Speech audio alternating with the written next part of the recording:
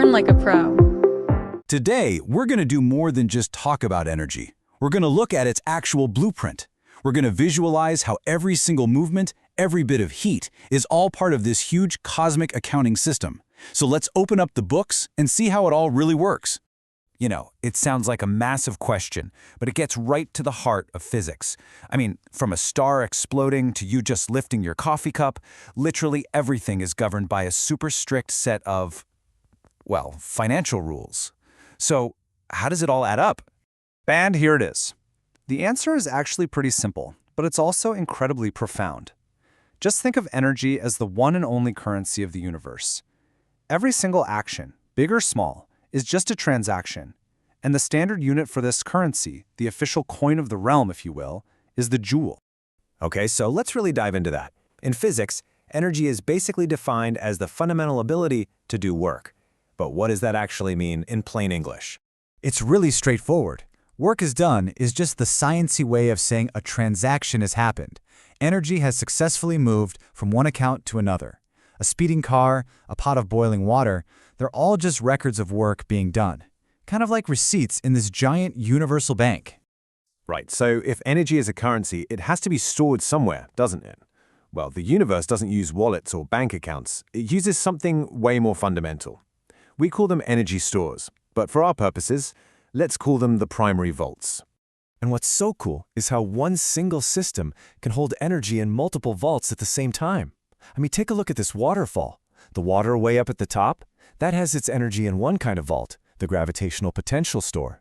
But as it falls, that currency gets transferred to a totally different vault, the kinetic store. Okay, so first up is the kinetic vault, which we're going to color code yellow.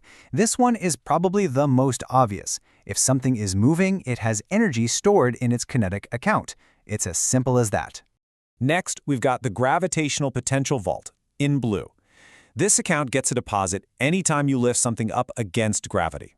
The higher you lift it, the more energy currency you're putting into this specific vault. And then we have the chemical potential vault, or green account. This is where energy is locked away inside the bonds between atoms. So think about things like fuel, or the food you eat, or even the battery in your phone. They're all just vaults of chemical energy waiting for a transaction to happen. And here they are, the whole set. We've talked about kinetic for motion, gravitational for height, and chemical for bonds. But the other three are just as crucial.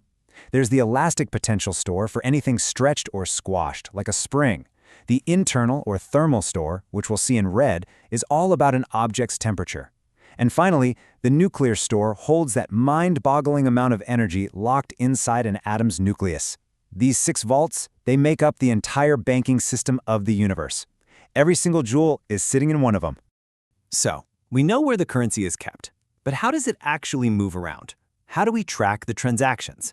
Well, for that, we have to become cosmic accountants. The number one rule of energy accounting is that you have to define your system. This system boundary is basically you choosing which accounts you're going to audit. Are we just looking at the pot of water, or are we looking at the water, the pot, and the stove burner? You got to define the boundaries before you can track the money. Yeah, energy doesn't just move around for no reason. Something has to happen to open up a pathway. You can see on the left, the system is just sitting there, no transactions. But then you ignite the burner. That action opens a direct transfer pathway, letting currency flow from the burner's chemical vault right into the water's internal vault. And get this, there are only 4 approved ways to authorize these transfers in the entire universe. You can move energy mechanically, using a force. You can move it by heating, because of a temperature difference. You can move it through waves, like sound or light, and you can move it electrically with moving charges. That's it. Those are the only 4 official transaction methods. Now, these transactions can be internal. Think of it like moving money from your own checking account to your own savings account. That's what the falling ball is doing. Energy moves from its own gravitational store to its own kinetic store. Or they can be external, like when you pay a bill. That's our boiling water example. Energy moves from the chemical store of the gas to the totally separate internal store of the water. Okay, so we've got the vaults, we've got the transfer methods. Now it's time to put it all together and actually write an entry in this universal energy ledger. And believe it or not, pretty much any physical action you can think of can be mapped out with this one simple, elegant sentence. You start with the starting store, you identify the transfer pathway, and you end with the ending store. This little sentence isn't just a formula, it's like the fundamental grammar for describing anything that happens in the physical world. Let's try it out. A falling stone. It starts in the gravitational potential store. The pathway is mechanical, and the energy winds up in the stone's kinetic store. Makes sense. How about a trampoline? That starts with the elastic potential store in the stretched fabric. It transfers mechanically, and it becomes kinetic energy for the jumper. Or a flashlight. That's a transfer from the chemical store in the batteries moving electrically to the internal store of the hot glowing filament. See? This framework works for everything.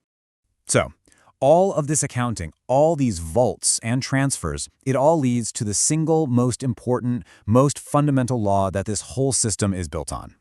And here it is. This is the famous law of conservation of energy, just said in the language of our ledger. You cannot create energy, and you cannot destroy it.